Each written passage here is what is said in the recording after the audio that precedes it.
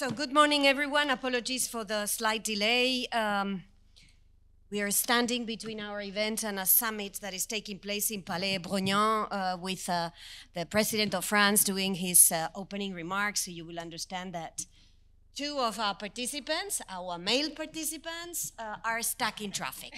So we thought we did not need to wait for them to be here to begin this conversation, which is what we will do right now. This conversation, which takes place within the context of the Paris Summit, that looks at how do we fix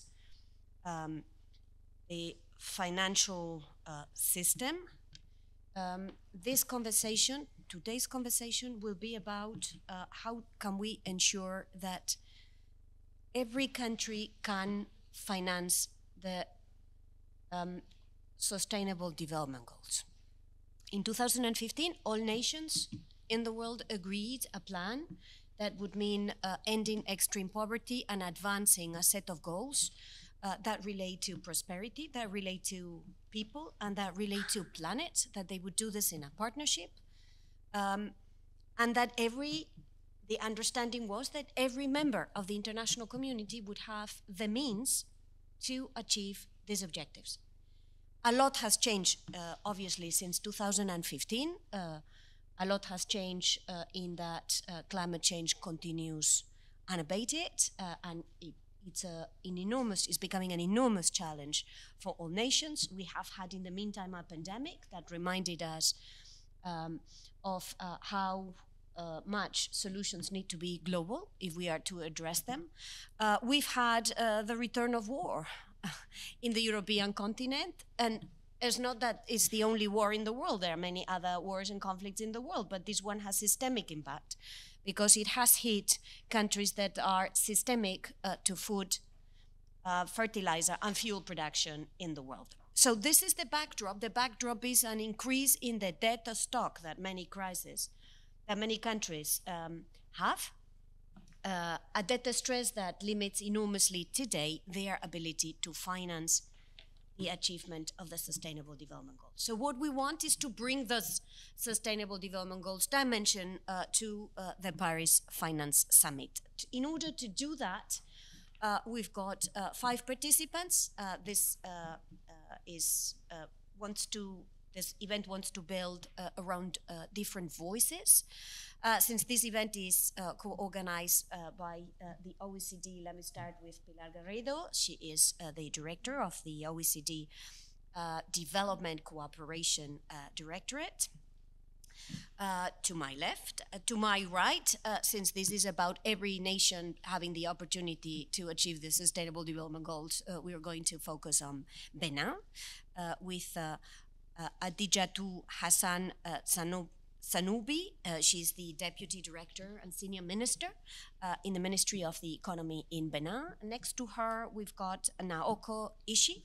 She is Professor, Executive Vice President, University of Tokyo, and Director of the Center for Global Commons. So she's going to be the research and understanding voice. 2 participants are missing. Professor Jeff Sachs, President of the Sustainable Development Solutions Network, who will tell us when he arrives about a paper that he has produced, that the network has produced on sovereign debt and financial architecture. And last but not least, Professor Carlos Lopez. He is a professor in Nelson Mandela School of Public Governance, but also a professor in our own school, in the Paris School of International Affairs. And he's going to zoom into Africa after building on Benin's specificities. So let me start without further ado. We will interject with Jeff and Carlos when they arrive, but let me start with Pilar. Pilar, how can we bridge this big gap that is growing between the Sustainable Development Goals and developing countries? How can we bridge this gap? What do you see from your OECD observatory about possible solutions? Yes, so thank you very much for the possibility to be here with you all this very rainy morning. Uh, but you know, rain is a blessing, so that we should take into account. So the first thing is we have to acknowledge where we stand. As Arantxa mentioned, the first thing is that developing countries are under a lot more stress because of the current situation. And so we come from COVID, and then on top of COVID, we have the Russian aggression of Ukraine. And this particularly means a lot in terms for grappling with the effects of those crises together. So it's particularly more difficult for developing countries to do that. We always say this, which is that we are 4 trillion short when it comes to financing SDGs, and so the gap is 4 trillion that we measured last time, and so the gap continues to grow too, as compounding crises have their effects over developing countries. At the same time, it is also true that the world has never been more wealthy. So assets have grown a lot. Global financial assets grew by 11% during the 2019 and 2020. So they are also in a record of 469 trillion US dollars. Also, sustainable investment grew too by 15%, and it reached 35 trillion in 2020. So then how come we have this when we are a lot wealthier? Of course, there is a question of misalignment between long-term investment horizons that are required for SDGs and the short-term financial returns that are sought by the private capital. So then at the end of the day, this is evident when we want to achieve SDGs that it will actually require massive investments in developing countries. So let's take it from there. We have to think about sources in terms of public, private, and domestic and external. So when we think about domestic mobilization of resources, and now we're going to get into, of course, ODA, because we are coming from our Directorate of Development and Cooperation, but this is just one source, right? You could think $204 million vis-a-vis 4 trillion is very little, right? But this is just not any money. It has shown to be very counter-cyclical when it comes to crisis and reliable. It has also been stable. And it is true that it has grown. It has grown in a way of trying to balance both being able to respond to crisis like the current crisis of Ukraine. So it was driven a little by that in terms of the in-donor refugee cost, the last one, while also keeping its commitments to long-term development. So at the same time, we tried to do both. But it is also about two other things. It is also about how can this little money, if you wish, it can be more catalyst, and how can it be more of an enabler. When we look at the effort that our DAC members are doing in terms of ODA vis-a-vis domestic resources mobilization, it is only 0.2%. So there's a lot more to be done in terms of enabling the right private and public mix in order to achieve and close those gaps in terms of the right investments and the right resourcing. So we're also working on how can ODA be more of a catalyst for private sector. And here now we have, for example, loans and guarantees, and we're looking into mezzanine finance too as the way that they could also be part of ODA, and how can it enable more. But we're also looking about the question of de-risking, because it is one of the key instruments. And so guarantees, of course, help you de-risk some of the exchange rate risks and others, but at the same time, we're also looking into the perceived risk vis-a-vis the real risk, and this is particularly important for developing countries. So the last question, or the last thing I want to raise towards answering this question, is that we tend to group developing countries under the same umbrella if we wish, but it is not so. It is not the right thing to do. We have to unpack the notion of, some people call it global south, or unpack the notion of developing countries in a way that we find the right instruments to meet those specific countries at the right path of development. So where they stand, is their debt beyond 60%, for example? Is there, can they be in a position to launch or to issue a green bond, for example, and benefit from this? Are they not? Can they just need to have like a grant is the best thing, or can they look into into other sorts of instruments in order to play it. So for us, it is also about transition finance, not an accompanying in development. So what are those right instruments and what's the right mix in order for ODA to be as much as a catalyst and a mobilizer as possible in order to close that gap? Thank you very much, Pilar. So the two issues, the issue of misalignment and what kind of incentives can we build to ensure better alignment between resources and needs, and a second around risk definition and risk pricing, which is a huge theme. Let me welcome Carlos Lopez, the first of our two men to join the table. Thank you, Carlos, for being with us today. Let me, Dija, to turn to you now. You are Benin at this table. Benin is a country that has big aspirations reaching the Sustainable Development Goals, had a plan to translate these aspirations into realities. What are the challenges that a country like Benin faces to do that? And if I may, what kind of response are you expecting from Paris to support you in your national endeavors?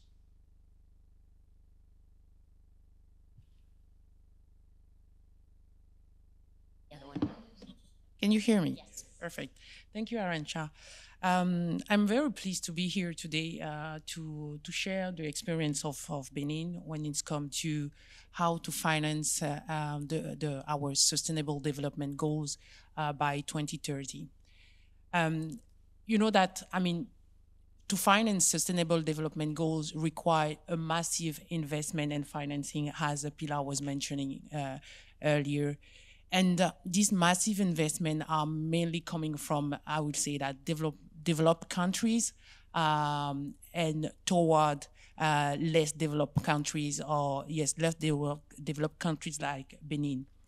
And actually, the key challenges we are facing, because we know that the UN say that to meet the goals of 2030 annually, we need 4.3 trillion USD to be channeled to the emerging countries, 4.3 trillion annually.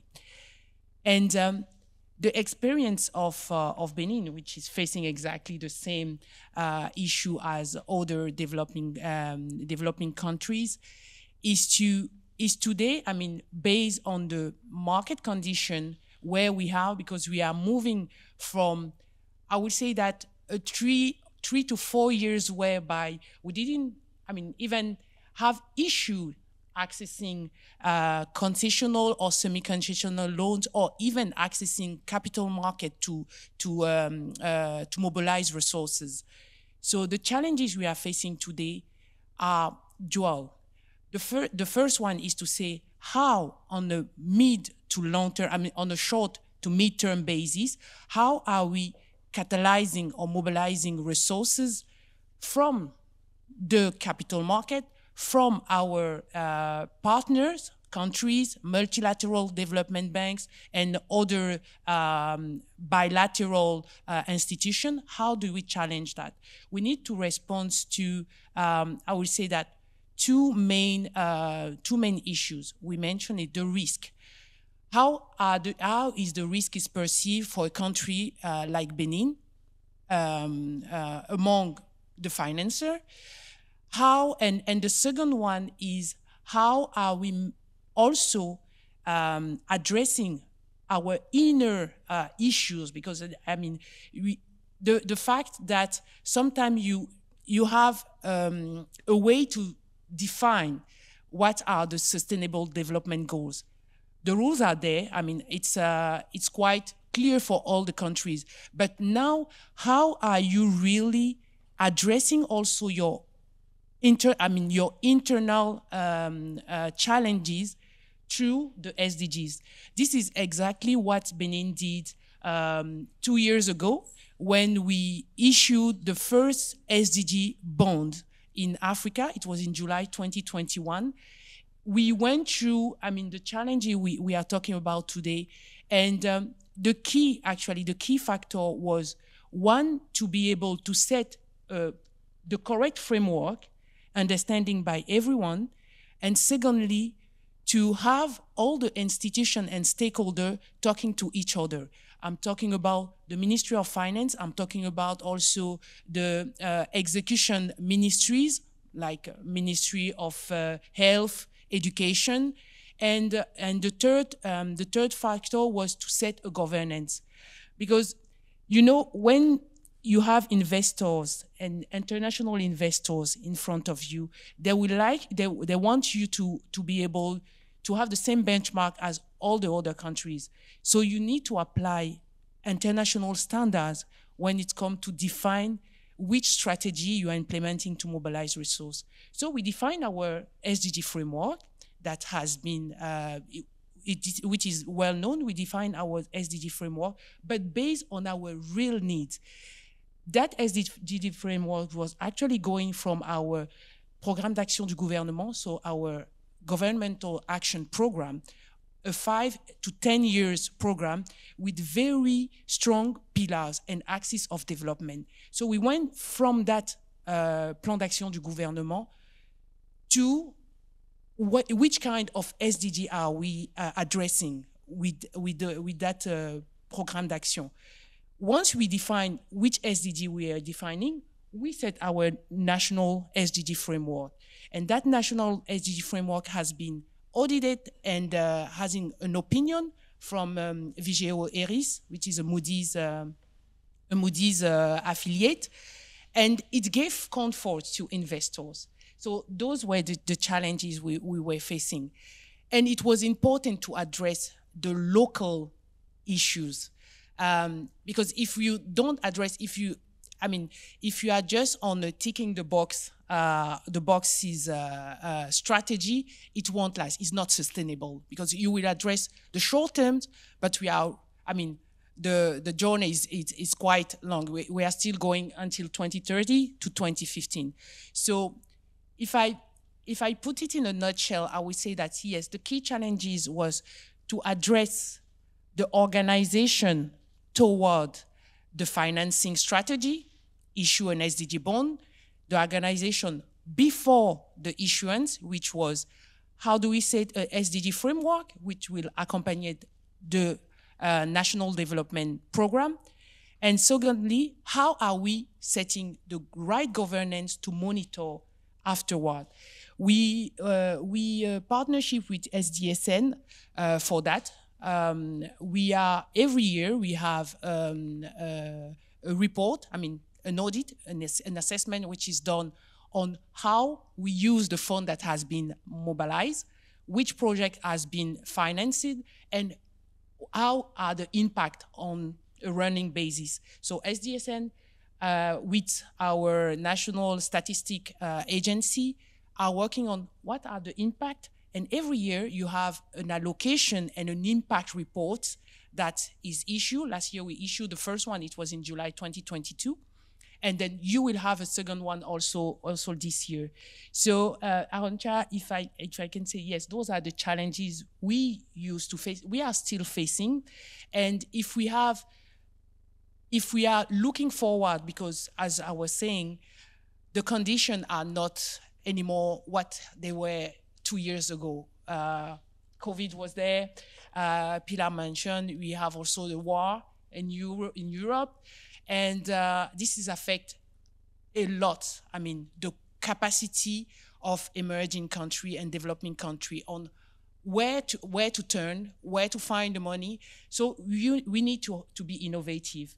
And by being innovative is to find the financing structuring that's enabling investors or financiers from the north to be, to be confident on how the country will manage the fund, to also mitigate that risk perception that we have.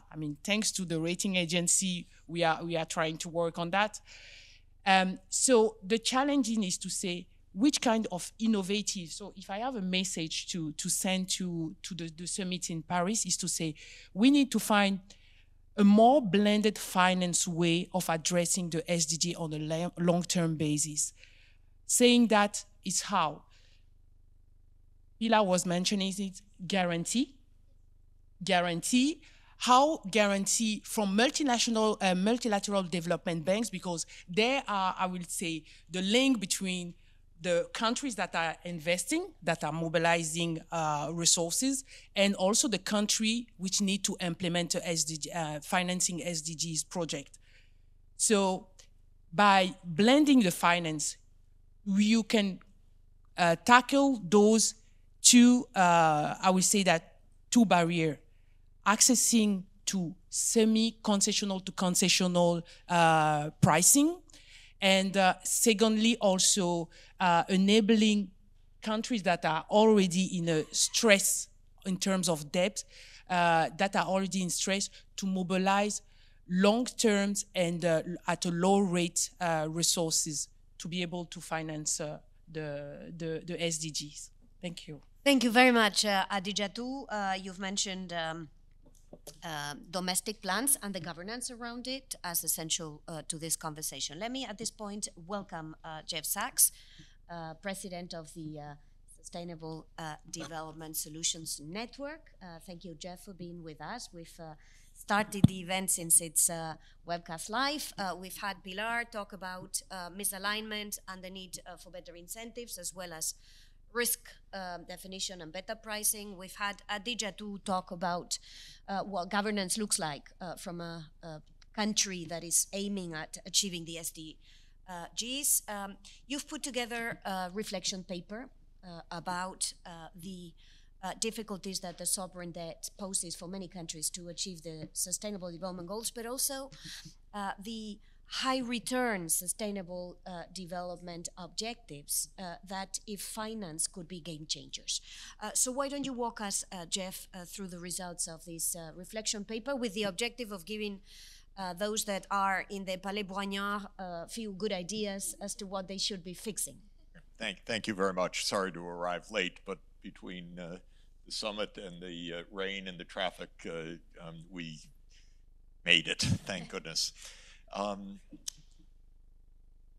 Sustainable development is an investment activity. This is the most important thing to understand. So if you want to model sustainable development, model a dynamic economic process based on investment. And once you model the process based on investment, then you have to model the process of finance as well.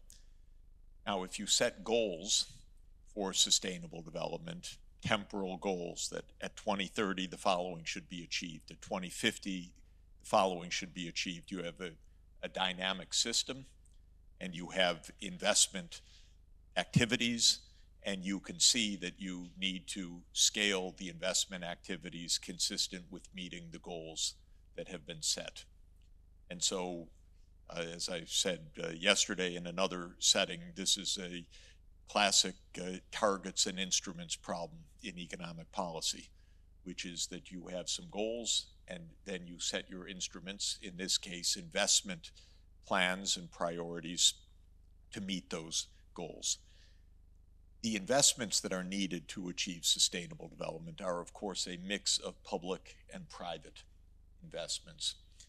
We don't generally target the levels of private investment. We regard those as endogenous to the incentive structures and the financing availability. But we do model the public investment side. And when we think about the public investments, they actually are the predominant investments that are needed right now to achieve sustainable development, whether it is to end poverty or to achieve specific goals like universal health coverage, which is target 3.8, or to achieve universal completion of secondary education, which is SDG 4, or universal access to clean energy, modern energy services, which is SDG 7. Those are either almost exclusively public investments or predominantly public investments. They are at least public-private partnerships. In the case of energy, for example, you can have private providers, but you have a public grid. So this is the context in which this planning and analysis needs to be done. For poor countries, the fundamental problem is that poor countries have poor governments. They collect 20% of a low GDP, typically, sometimes even less. And the level of investments needed to achieve anything above abject poverty don't exist within those national budgets. This is a fundamental problem of development, which is that governments are supposed to have children in school. Governments are supposed to provide health care. Governments are supposed to provide basic roads and infrastructure. Governments are supposed to structure water and sanitation services and so forth. Most of those are not directly bankable projects. Most of those have public returns, not private returns. Even those that have some kind of excludability criteria, such as water and sanitation, you actually want it to be extended to everybody, including poor households. There are network externalities. This is not exactly a market environment. And all of this means that there is a public financing dimension to this that is a quite deep one. When you look at any poor country and seriously analyze its circumstances and say, what would it take to achieve 2030 goals or 2050 goals, you find out in about 10 minutes that it is not possible on the current structures, meaning that the domestic revenues are inadequate. There is no way to finance the health or the education system. Given the role of health and education in further economic progress, this is really a big problem because it is almost a condemnation to a lock-in of poverty. And if you ask, which is what I've done for 40 years in my research, well, what if you try to finance that somehow because you can't get it out of your current revenues? You find a fundamental problem, which is that what is on offer from the official finance system, whether it's ODA or the multilateral development banks or bilateral aid, is typically not only relatively poorly structured, but a quite small proportion of that gap, which is quite surprising because it shouldn't be so hard to figure out how to get all the kids in school. And I'll come back to why it is hard. But what is officially on offer is inadequate, and what is on offer from the private capital markets is also inadequate because any low-income country, I mean every low-income country, is sub-investment grade. And so the costs of capital and the terms of borrowing are completely inadequate. The returns to education, for example, are very large, but they take 40 years to realize. So it's very hard to finance education scale up on a 5-year Eurobond because the returns don't start. The first graders in 6th grade by then. That's not exactly going to give you the returns. So that's why we have official financing.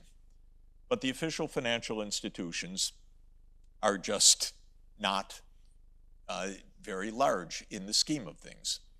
And they are, as best one can add up the numbers, which is not exactly transparent, surprisingly, but as best one can add up the numbers, if you add up the World Bank, the African Development Bank, the Asian Development Bank, the Inter-American Development Bank, the European Bank for Reconstruction and Development, the Islamic Development Bank, the Latin American Development Fund, the Asian Infrastructure Investment Bank, the New Development Bank, the total is about $125 billion a year flow.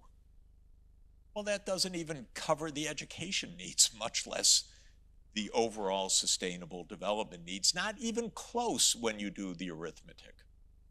Okay, that's where I started economics 40 years ago. And I got involved in the debt crisis in Latin America in the 1980s because I said these countries can't develop and pay their debts at the same time. You need to do something different. And then in the 1990s, in the restructuring in Eastern Europe, you have to cancel the debt so that they have a chance. It was a little bit different, but similar set of issues. Then Africa for the last 25 years, the basic point. You want the kids in school, you have to do the arithmetic. Otherwise, the kids aren't going to be in school. Or they'll be in school, but there'll be 80 kids in the classroom and the teacher will not have a university degree. Is that what you want? And there will be no electricity in the building, no running water, no hygiene. The kids will have walked 5 kilometers or more to get to school. They will have nothing to eat all day, and they won't learn. Is that what you want? Okay. So the most important realization, and it's the oddest, is no one in officialdom does arithmetic. Okay? That's really worth a good series of PhD dissertations. Why? There's a deep reason. Because the system is not designed to solve these problems. The main reason is the United States of America, because it's the most powerful country and it's not so interested in solving any of these problems. The people in power sometimes kind of are, but the Congress not at all. And who pays the Congress? A lot of rich donors who could care less about this. The world works just fine, thank you. So that's a reason, but I'm an American, so I take an American point of view that my country wrecks everything. Other countries also wreck things. And if we were talking before 1950, it was wrecked in very different ways. But the British taught the Americans what empire is, and so we have continued. Because the British Empire never gave a damn about what was happening in the colonies, you can be sure. Absolutely not at all. The goal, in fact, was do not educate anyone except the chief's son, because we need one local administrator for this area, but God forbid, don't educate the population as a whole. So at the deep level, no one cares. But it's an interesting world, because everyone has to profess to care. So there's a lot of sophistication about not caring. Believe me, it's a very elaborate process of design. Now, one variant, if you want to get the archaeology of it. We're going to have to be yes. very brief because we still got two okay. speakers and I will stop.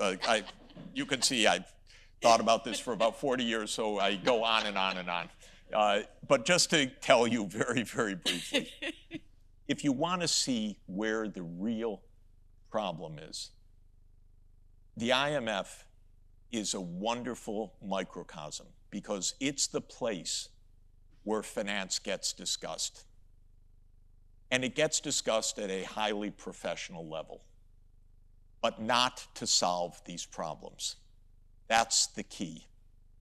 So if you look at an IMF agreement, it will focus on one issue. Don't spend more than you have.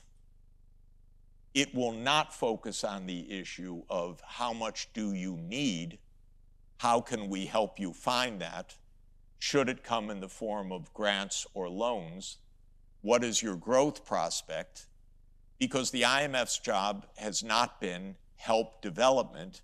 The IMF's job has been don't make trouble for the world. Debt crises, inflation, other things. If you happen to develop in that context, we're happy. We're not against development. But don't come to us with your problems. Come to us quiet. Okay?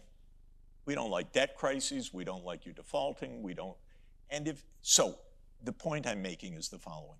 You cannot find in any Article 4, almost any, I'm pushing, there are a few times it's mentioned now. Generally, you cannot find a table that says SDG 1, this versus this, SDG 2, this versus, the idea that you would connect targets and instruments, it's not there. You cannot find in an IMF agreement that this agreement will help fund the education system. What it will say is, we urge the authorities to maintain social spending and to cut something else. That's nice. That's a more humane face from 25 years ago. But it will not say, this is what you need to solve the problems. So the solution that we need, and I'll stop in 1 minute, is we need to start with the goals. We need to have an analytical framework that says, how could you achieve those goals? We call that a growth model or a CGE model or a dynamic macro model. You have instruments, you have targets, you've endogenized many things, what tax collections could be and so forth. You find the financing needs. Then you can analyze in that framework, should this money come as loans or grants? Because if, as loans, the debt burden accumulates to an impossible level, you don't achieve a transversality condition, then you know it has to come as a grant. But if you say, no, there'll be lots of growth, this can come as a loan, but not as a 5-year 13% loan, but as a 30-year 3% loan, like Germany pays or like the United States pays, then that's fine. You need a quantitative framework to do that. You cannot do that just wish fulfillment. You can't say, we want the private sector to come in. This is about schools, clinics, roads, power. Come on, grow up. So you need arithmetic for this.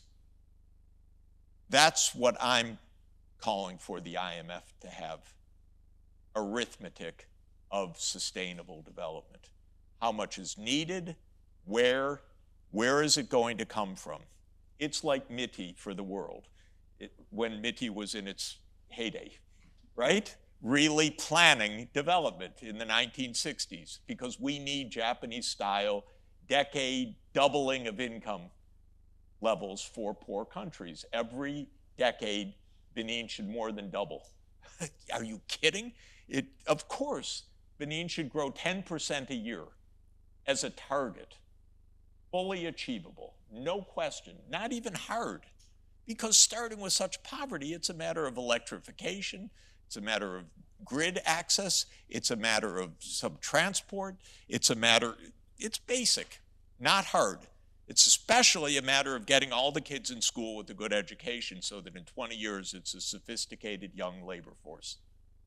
And that's completely achievable. So if we do the arithmetic, what we will find is that the financing gap is $2 trillion a year, say. Okay? $2 trillion a year is 2% of world output to get all developing countries on track. It's tiny. Saving right now is about 30 trillion a year. So it's, what, 7% of world output or so, of global saving. In other words, it's completely within reach. Somebody has to care. Now, my view is the United States government will be the last to care. Let me I'm just going to elaborate on 1 minute on that. No. I just want to say, because I can't stop. No, an extra minute, because I just want to say one. No. I can't leave it there, because I want to say the Treasury Secretary of the United States is our best Treasury Secretary since Alexander Hamilton. She was my teacher in macroeconomics. She's wonderful, but she doesn't set the policy. The U.S. Congress does. So I'm looking for China to care. I'm looking for Japan to care. I'm looking for Brazil to care. I'm looking for Saudi Arabia to care. I'm looking for some new actors in this that have a lot of money to care. And it would be nice if the French government cares and if Europe does something. And the best thing for Europe to do is stop sending weapons, stop funding this damn war, sit down and negotiate peace, and you'll save hundreds of billions of dollars that can actually go to development. Thank you. Thank you very much, Jeff. We're going to hear in a minute about what South Africa can do, because South Africa can also do. But before that, let me turn to Naoko. Naoko, Jeff has just spoken about the global financial architecture and how we need to redesign the system. I wanted to ask you what this reform could be if we wanted to channel more financing towards the SDGs.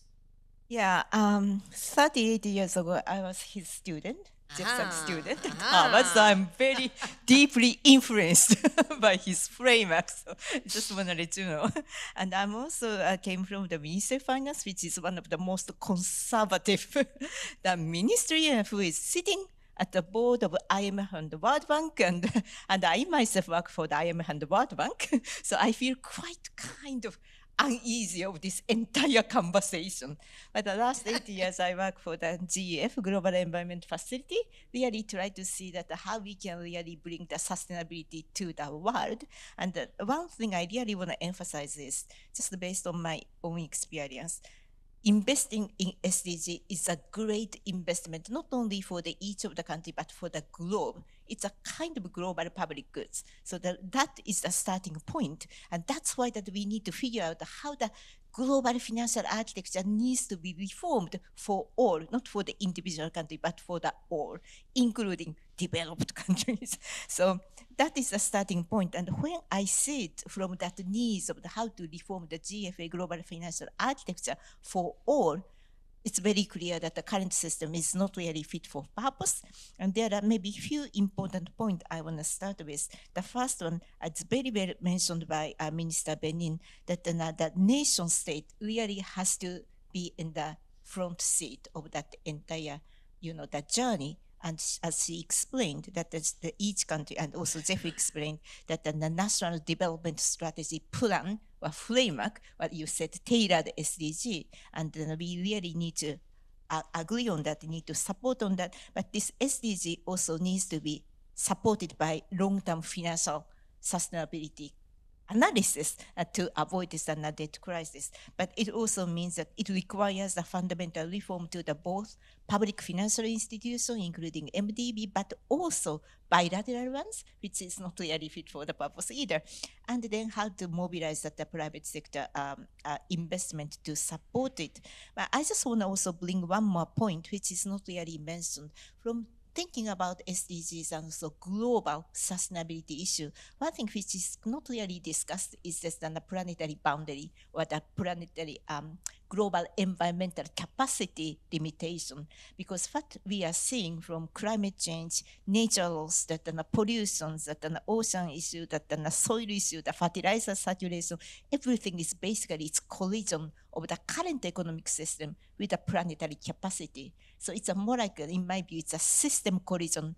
Human economic system collide with the planetary system. So how we could really transform our economic and social system so that we can continue to prosper within the planetary boundaries. This is additional kind of thing. It's a part of SDG, but in many cases, when we talk about health education, the infrastructure, sometimes we also need to see the transformation or our long-term development is in harmony with nature and the natural capacity of the planet. So that's a kind of huge task for us. So how we can do this system transformation, be it this energy transformation, food system transformation, circularity, city system within these planetary boundaries, and nobody has really done it yet, and it takes another 20 years to really figure out. But then when we think about how to reform the global financial architecture, the fundamental thing is, in addition to actually building on national development strategy with financial sustainability, but within that and the planetary boundaries as a whole. So there are quite a number of important kind of boundaries or conditions. So we really need to work it out that for all. Just one final comment about the reform to the global financial architecture. MDB needs to be really reformed. It's a big discussion going on on the other side of the river. But I really hope that not only that it goes to broaden its mandate, but it should play a key role to coordinate entire public finance together with how to mobilize a private finance. So I'm seeing quite a bit of excitement and like a JETP, Just Energy Transition Partnership type of arrangement, because it tries to support countries' transition plan together with MDB, together with bilateral, and how to mobilize the private sector money to finance that transition. So it's not just a fragmentation or compilation of individual projects, usually fragmented everywhere, but it's more like how to compile them together, more like a blended finance scheme to support the country's transition. And that's something I think that the global financial architecture should really aim at. So let me stop it. Thank you. Thank you very much, Naoko. Last but not least, before we open the floor for questions from the audience, Carlos, we need a bit of a zoom out of Benin and look at the African continent. Let's look at their specific needs and their specific asks that you think the African continent should put on the table at this Paris summit.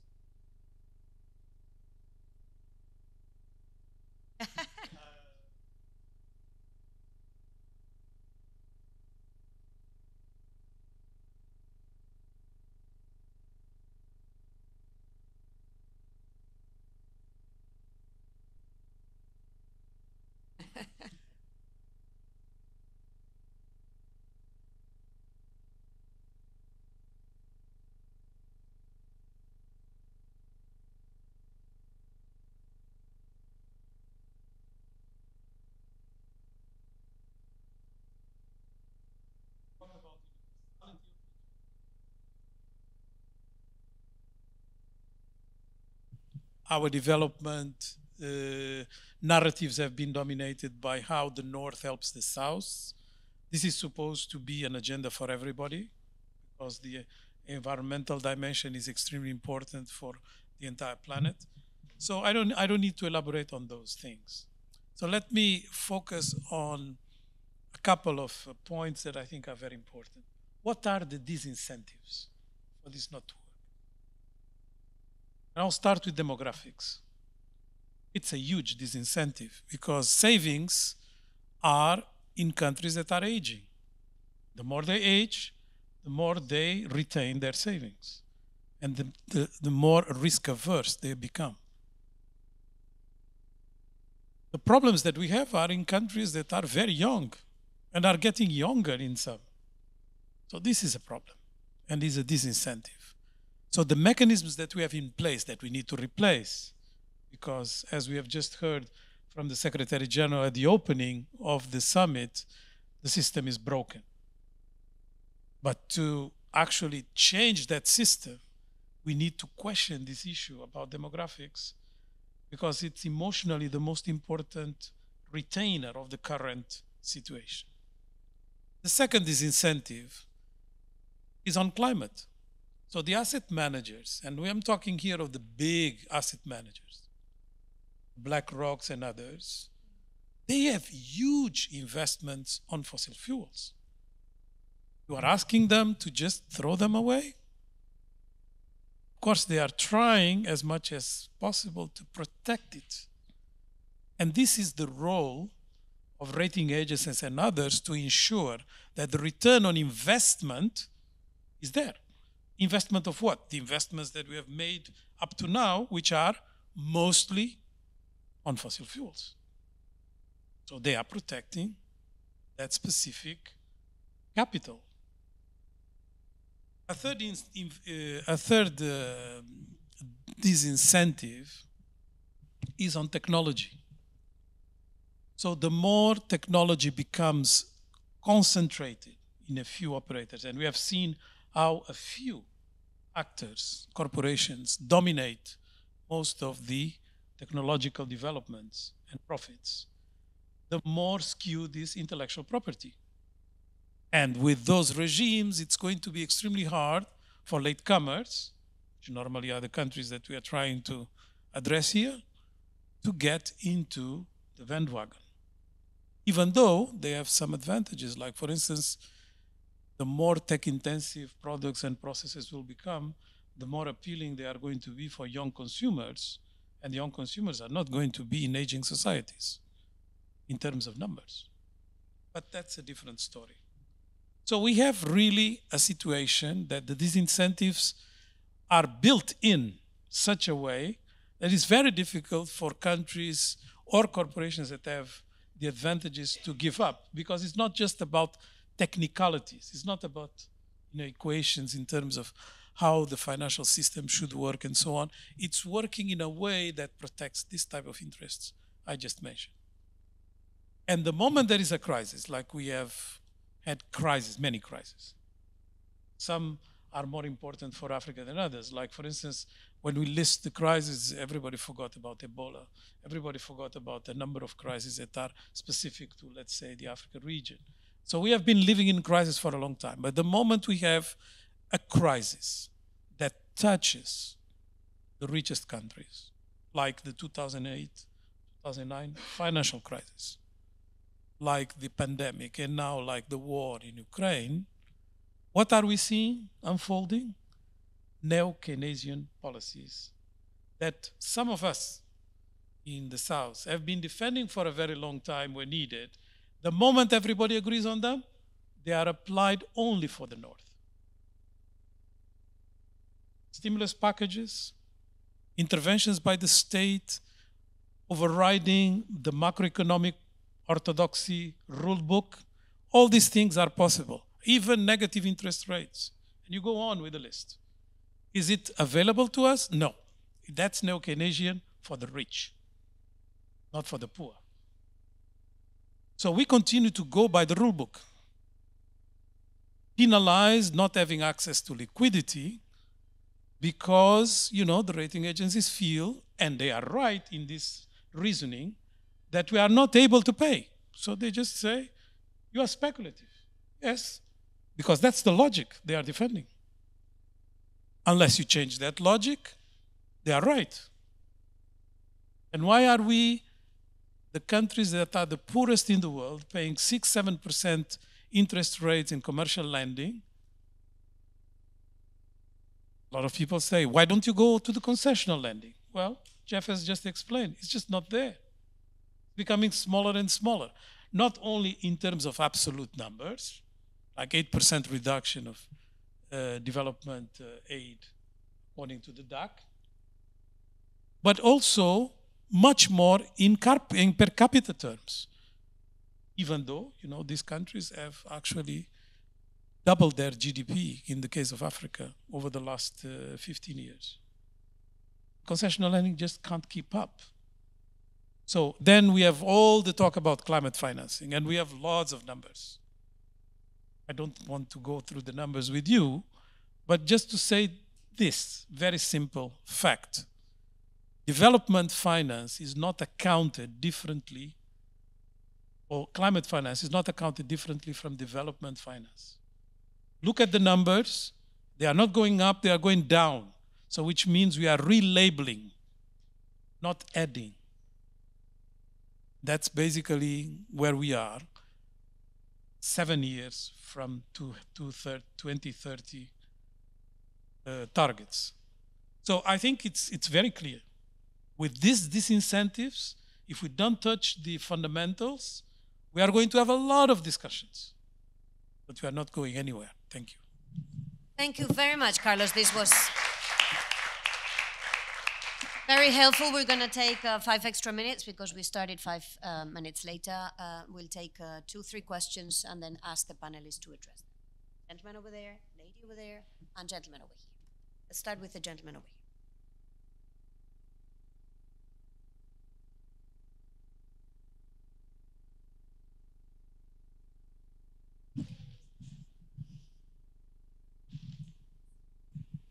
Thank you very much.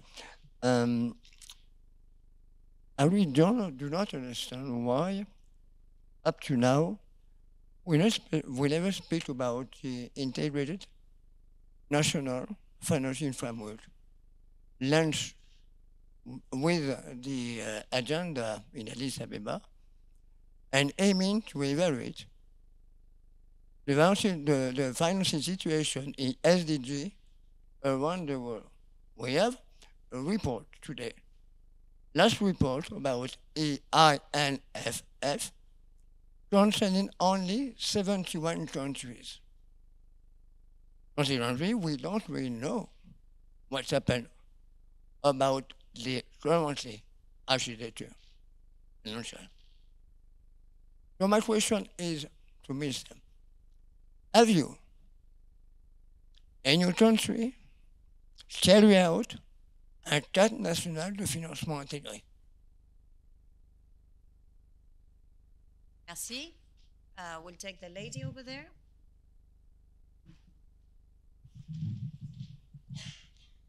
Because I'm a bit vertically challenged, I'm going to stand up to be able to look at everyone. So thank you so much for today. I have observed a tension in SDG financing that I would love your thoughts on. And that has to relate to, while it is absolutely crucial that we deliver on SDG goals such as poverty and education and hunger, I've noticed that either that involves investment into more traditional, like fundamental infrastructure that we were discussing, like electrification and connection to the grid, or it is more climate smart technology. But what we've often seen with climate smart technology in the case of agriculture and in other sectors, that when production mechanisms are more efficient and optimized, we tend to produce more, not stay at the level of which it was prior. So in both of those kind of avenues, I see that it could actually be more destructive to the environment. I'd love to see how we are maybe integrating our natural resources and the preservation of those natural resources, or perhaps maintaining the stewardship of those lands by local communities in the midst of this more kind of macro and multi-level tier financing that's happening, as I don't hear that voice on the ground. Thank you so much. Thank you. And the gentleman over here. Thank you very much for the panel discussion. Very insightful. And what really fascinated me in particular was when you talked about unpacking the developing countries, trying to understand the local needs and the local SDG framework on the ground. So that leads to my question, which is, when it comes to, in reality, when it comes to a syndicate of financiers and investors, how hard is it to coordinate between them and to send people to the ground to localize the knowledge? Can you give us a few examples on the past success or the past cases which you wish could have had more improvements? Thank you very much. Thank you. So let me turn to the panelists. Let me start with Pilar. A lot of food for thought. I will just concentrate on two things and address another one. So I do believe that there is an issue in quality, and when we spoke about integrity and others, there is also an issue in quality. Yes, it is $204 billion what comes out of ODA, but there is an issue in quality, and then there is also the need to stress that concessional finance has to go to the poorest and the most vulnerable. That is at the heart, and it seems to be very obvious, right? Because it's the basics, but it's not really as obvious. So this is very important. And there's another question. We always say new and additional, don't we? When we talk about climate finance and when we talk about it, but what is really new and additional? Then let's think about new sources of climate so that we don't take away from the same pocket, so we don't start slicing the pie even thinner. So then let's think about others. At the Macron summit right now, they're discussing to establish a tax for shipping. It would be $100 per ton. That would be one source. What about small island states? Can we think about putting, with their leadership, of course, always, and their ownership, but can we just, in a way, monetize what their patrimony of the ocean is? And in the discussion of global public goods, can we find a way in which other countries can actually contribute to financing this and pay for the preservation instead of some of them going into seabed mining, which is the alternative that they have when we graduate them, which is more, which hurts the environment and the whole world even more when we think about adaptation and about other stuff like this. So those, just to lay those there. And then the other question, in order to address the other question that now I see you, would be just basically locally led development. This is something that the DAG is working on right now.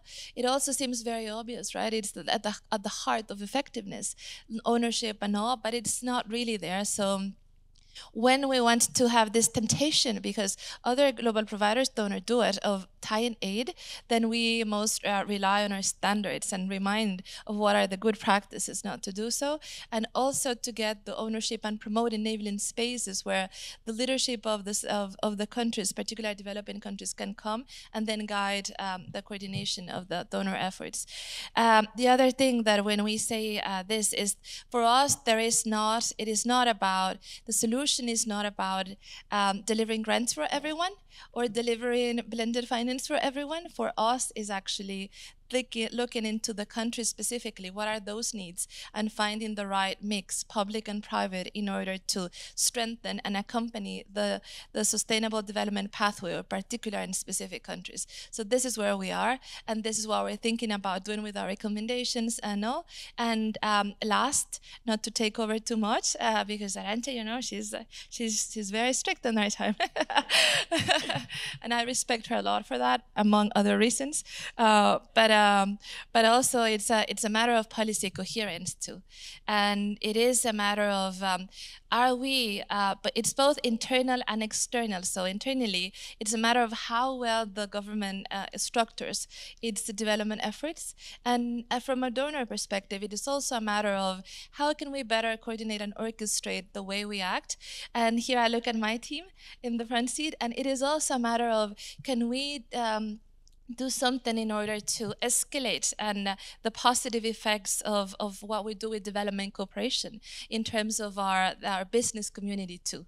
And we don't take it away, but we actually do aid for trade and aid and trade, which is a trend now among the Nordics, which have been for years and decades, the development cooperation, what would we say, like stars in a way, or leaders. And now there is this trend of aid and aid for trade. So then let's look into it, like the Netherlands, and then let's put some effort into it. And let's think about what are the effects and the spillovers of both, and can we really coordinate in a way that we actually escalate the effects of local ownership on development pathways, and accompany with all of our instruments, private and public, their process of getting more to live better lives and to live more inclusive lives, and to reach all that we have aimed for at the SDGs. Thank you, Pilar. Aditya too. Thank you. So I think that I will just, to make sure that I got well the question. Sorry? Yes, monsieur. No, just, to rephrase your question before I answer, you were talking about, do we have a cadre national de financement intégré? Yes. Yes. What are you talking, when you say the 4 steps? Yeah. Which steps?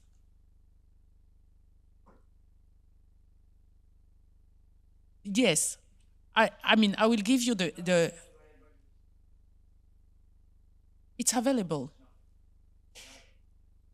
I will go from what we are doing since 2016, okay? We have a programme d'action gouvernementale, okay, which was for the first terms of President Talon from 2016 to 2021, okay?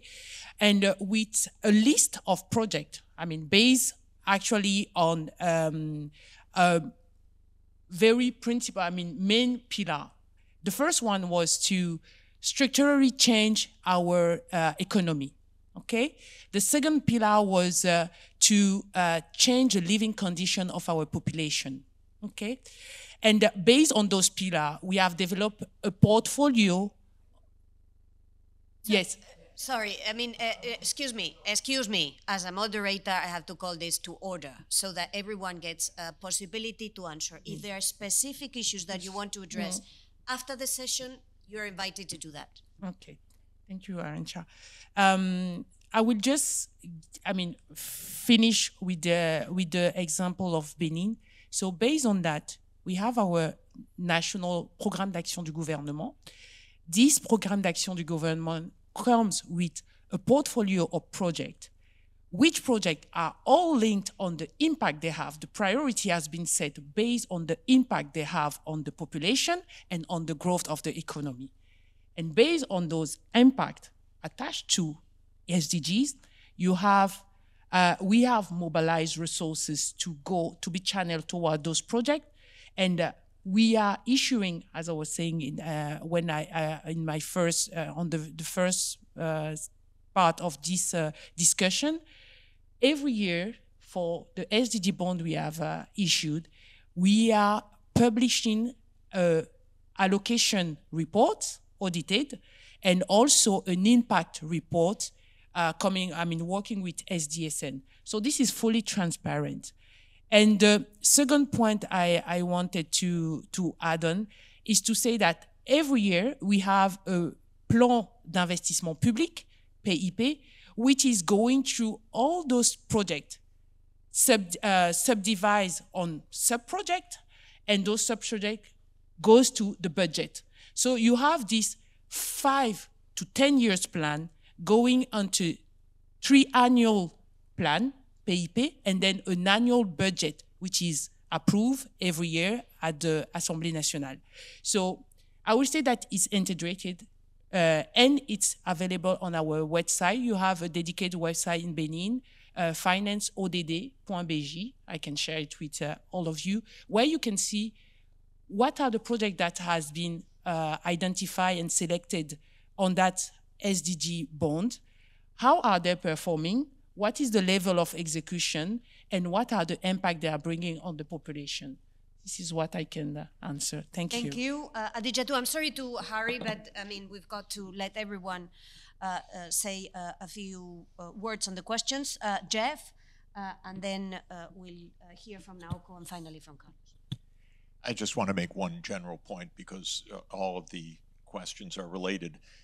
The local circumstances need to be analyzed specifically because different regions and different countries are facing different, obviously, geographic considerations, different development considerations, different sectoral priorities, and so forth. So there are no general answers.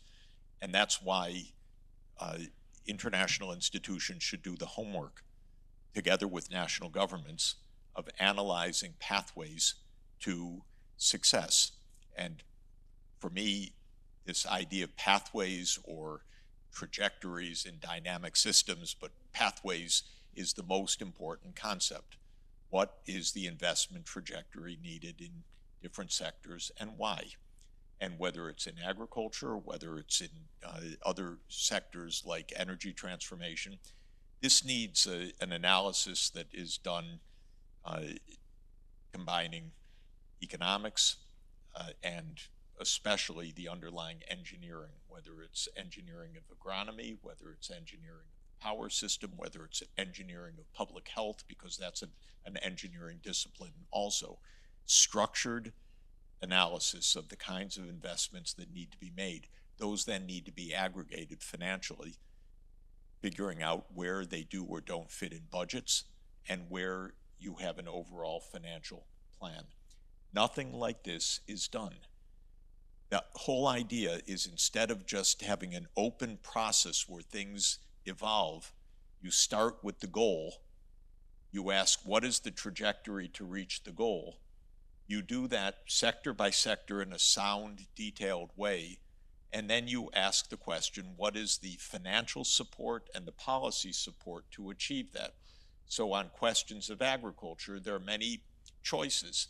There are very sophisticated models that look at trade-offs of region, crop variety, water stress, organic versus non-organic. This is a very structured, detailed area of work where there's also a lot of big data systems and machine learning possibilities because we get crop results every year on a micro basis. And so you can make phenomenally interesting analytical models to address this question. And then they need to be built up so that we actually have an action agenda, because the difference of what we're trying to do from what we normally try to do is we're trying to reach some specific goals. That's the whole mindset change that's needed. You have to ask, and that is not wish fulfillment, that is an analytical exercise.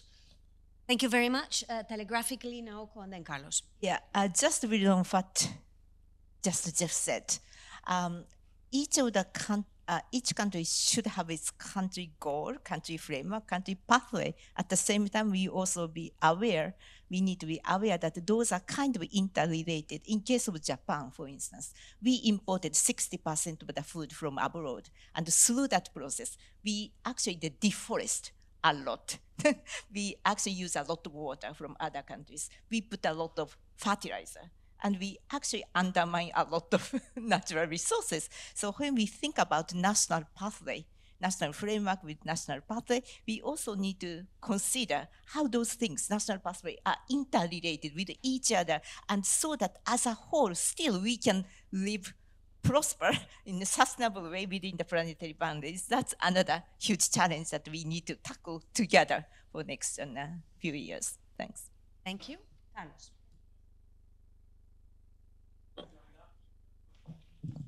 You recycle, you don't throw anything out because difficulties of life oblige you to recycle. When you have to go somewhere in a taxi or a public transport or even private transport, you have a lot of people that go with you. You have to share the cab. So notions like recycling, sharing economy, all these things, are not going to make the trick because we already do that. Overextended those possibilities. So then, the magic bullet seems to be, you can have two things. You can have carbon markets, but you have credits. The problem is that the credit market right now, for every credit, Africans get 5% of the value. 95% goes elsewhere. But you don't have any incentive really to protect what you have because you don't get any credits for the existing. You get credits for additionality, which makes things even worse. And the second magic bullet is the JETPs. And the JETPs, the most advanced JETP is the South African JETP. The most granular, the most detailed, the most technical. And it's the one that has reached the highest level of endorsement, including by major donors. What is not mentioned yet enough, but is very much stated by the committee in South Africa that is in charge of the JETP, is that only 8% is concessional. 92% are loans. So it's to increase debt. And when you do that, what is the criteria for that? Return on investment. Wow. So you can see the difficulties of this topic of this morning. Good messages shall be sent to those in the Palais Brognard, which is where a number of us will be heading now. Thank you very much for being with us, and please continue to remain engaged in this conversation, which is existential. Thank you.